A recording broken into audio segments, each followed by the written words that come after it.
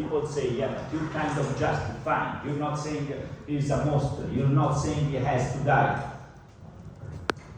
Perhaps just for today you will allow me to smoke immediately.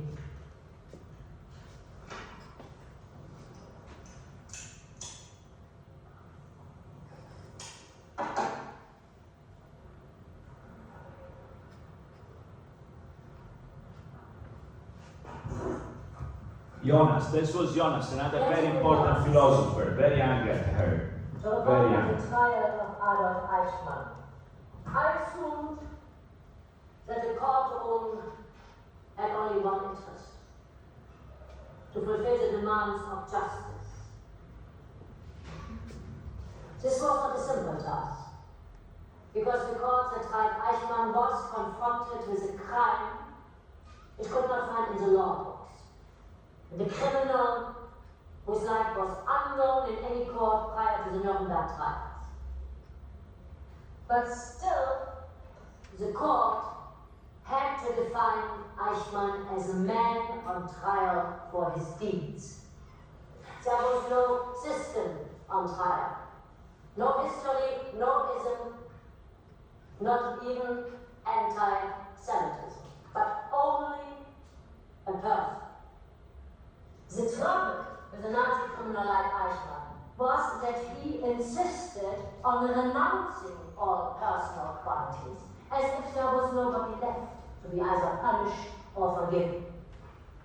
He protested time and again, contrary to the prosecution's assertions, that he had never done anything out of his own initiative, that he had no intentions whatsoever, good or bad, that he had only obeyed orders.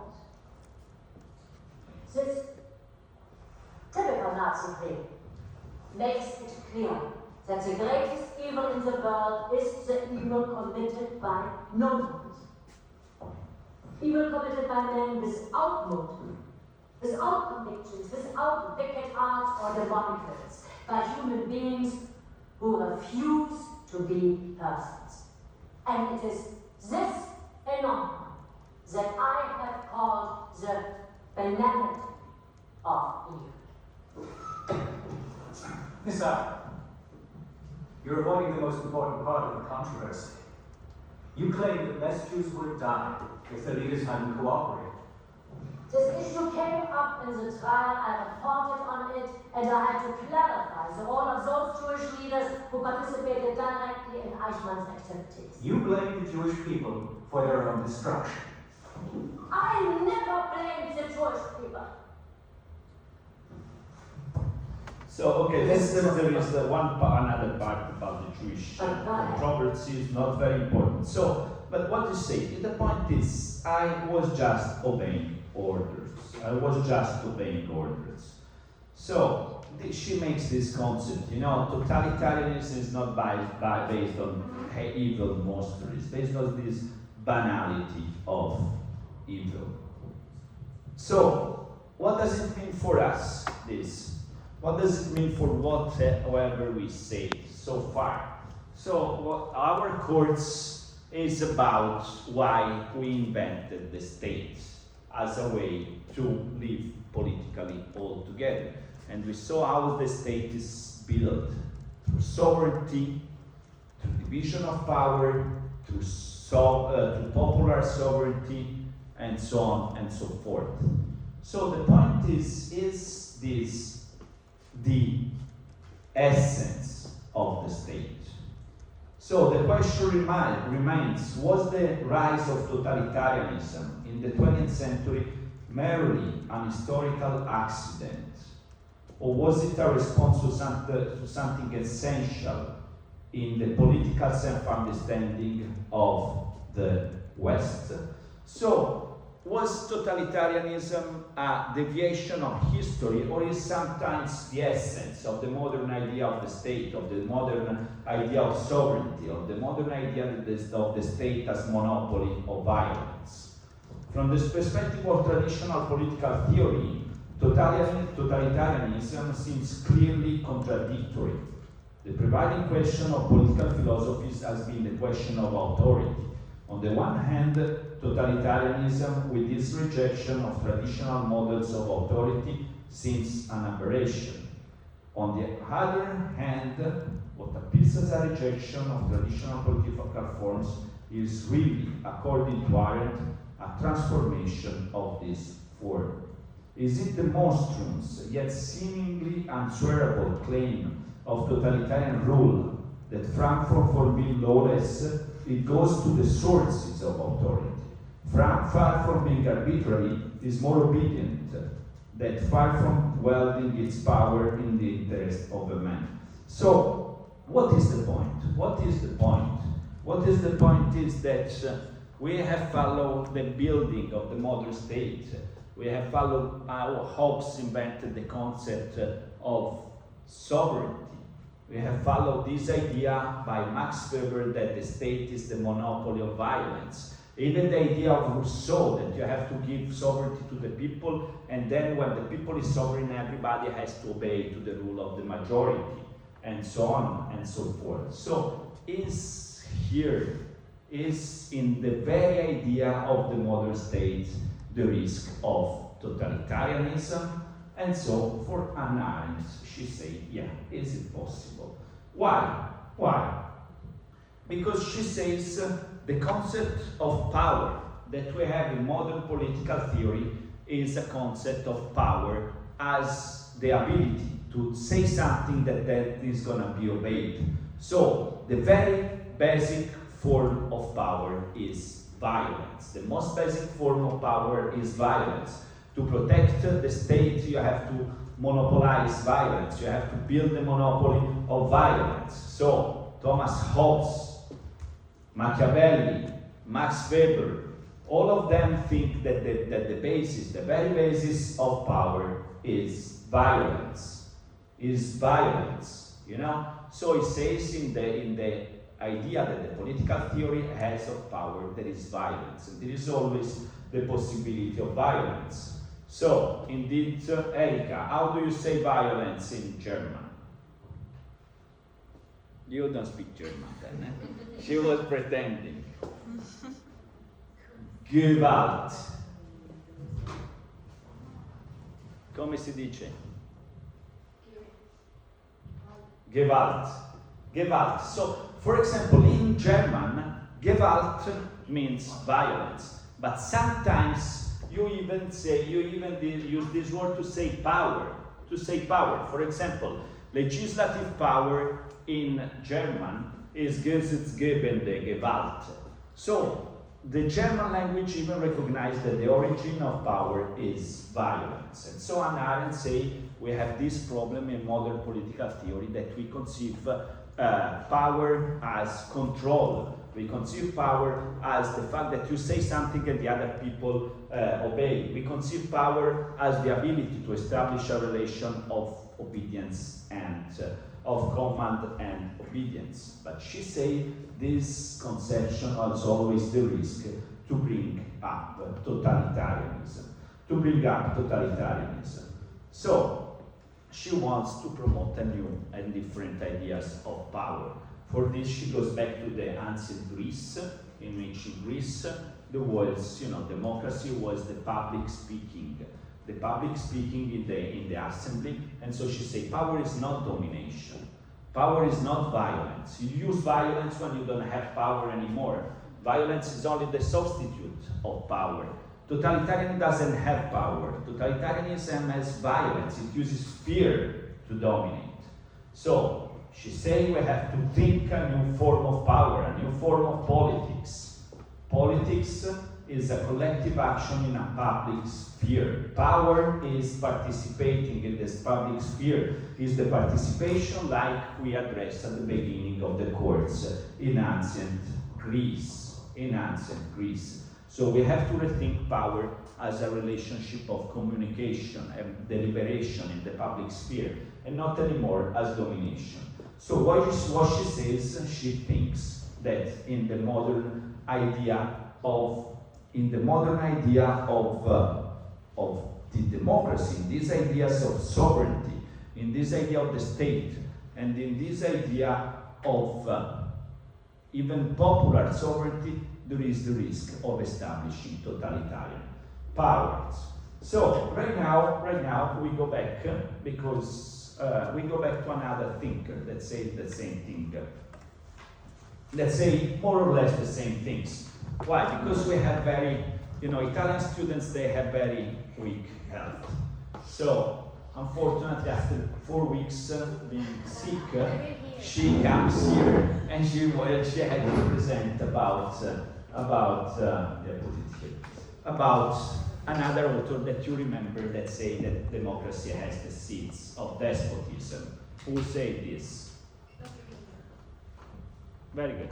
Alex is the top field. So we get a little bit back, which is good because, however, next class is going to be about liberalism again and the recap. So we go back because she's alive today, but we don't know if like Monday she has a doctor, so she cannot present on Monday.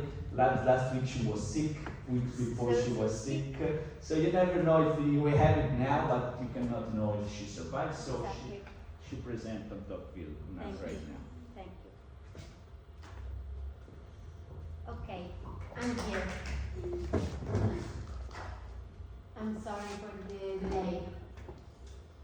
Important that you survived.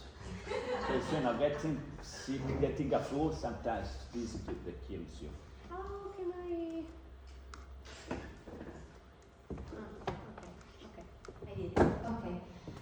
Okay, I know you all know this author, but I hope this presentation will help you to revise it.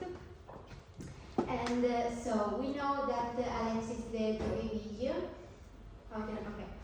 he was born in Paris in 1805 and he was raised in Paris.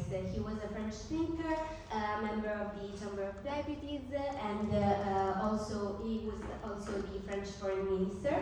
And he, even though he was raised in Paris, he decided to take he wanted to explore and to study the prison system in the US, and he ended up staying there and studying the democracy system, their form of government, because he was fascinated by it.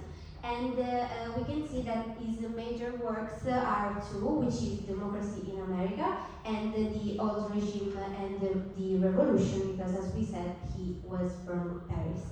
If we want to talk about the Old Regime and the Revolution, we can say that basically in this work he explains the roots of the democracy, and the roots of the French Revolution, and he basically says that it is impossible in France to have a stable democracy because of all the power that is concentrated in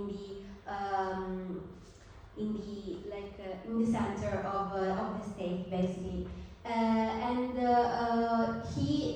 His work still has an impact nowadays because with the Democracy in America he influenced the political thought on democracy, critiqued both aristocracy and democracy, and basically he really helped to shape and make us understand what really is democracy about, because he was fascinated by it, but he also saw its flaws. I made a little historical context to try and understand better why he was so fascinated by it, because he was from France, where the political situation was really unstable. There were frequent revolutions, the regime changes. Indeed, he was born when there was Napoleon Bonaparte, and then for example, his parents, they took part of the French Revolution, while in the USA they already had a stable democracy and a constitution, with also the checks and balances which helped this establishment. Also the government type, they had in France this shift between monarchy and republic, while in the US there was this presidential republic. Also the participation, which in democracy is a really important aspect. In France there was this limited voting rights and central authority, while in the US there was this widespread voting, local power, and in general there were also a lot of participation from the citizens with clubs, associations, and so on. And also the role of religion was a really important factor for this stability, because while in France there was always this conflict between the religion and the state, in the US the religion helped shaping the morality of all the people, so in order to shape their morality and social order, but they stayed separated. And also the freedom and equality, even though France it wasn't really free at that time, it was still dominated by elites. This was the only, we can say, controversial thing about the US, because even though there was democracy, which means equal rights for everyone basically, they still had slavery. So this is one thing that he didn't really he criticized, because he also saw, as we said, these flaws. I don't know what. Okay. So democracy in America. These are the main topics that this book discover and cover, and we can see how democracy works in America, what lessons it has to offer for future democratic societies. This is why it is still relevant nowadays. Its strengths, its weaknesses, its challenges, and how democracy shapes society, politics, and individual behavior. Okay, one of the main topics of the book is equality and individualism. Basically, he says that how the equality of conditions, which means that people have all similar opportunities, it could lead to the risk of individualism, which means that people could only focus only on their personal success. So in order to avoid this, he says that it's important to have strong communities and a strong civic engagement. The tyranny of the majority is also one of the main topics of the book. He basically says that because democracy is the power of the majority, these also could take a deviation and lead to the tyranny of the majority, which basically means the risk of losing individual freedom, because if we gave too much power to the majority, then all the individuals could lose their freedom. So it is important to protect all different opinions, all different views, and so on. And this is why also for him it was still really important for people to participate in political life. And then we also talked about the role of religion. This is one of his quotes. He said, "Liberty cannot be established without morality, nor morality without faith." That's because he saw that in America, religion and democracy worked together. They were separated, but they still worked together. Religion encouraged morality and stability. And this separation was the key factor that helped maintain this balance. The importance of civil society. We said he saw how much Americans were invested in the active participation in society. They were used to form lots of associations, clubs, volunteer groups, and these groups helped balance the government power, of course. Also, another topic was the danger of centralized government. This is another quote of his. He said, "The health of a democratic society may be measured by the quality of functions performed by private citizens." Still, democracy can lead to an overly powerful government, so people don't, it's important that people don't rely too much on the state because they could lose their freedom, their individualism. So the solution is still active participation in the politics and local affairs.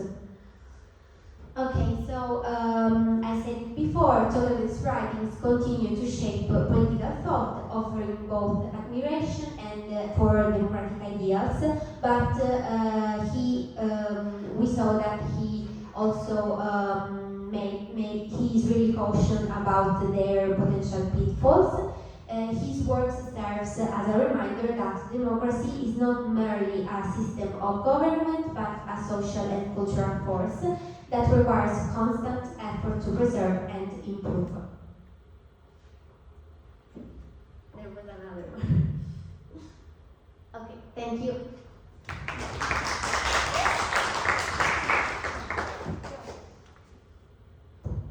Thank you so much. We wish you a long life to live a lot, despite viruses and flus. So Tocqueville and Hannah Arendt, they share the same views, because they say, as you see, understand, Tocqueville says democracy is going to become the rule of majority, the tyranny of majority. The majority decides something, and everybody has to adapt. As you say,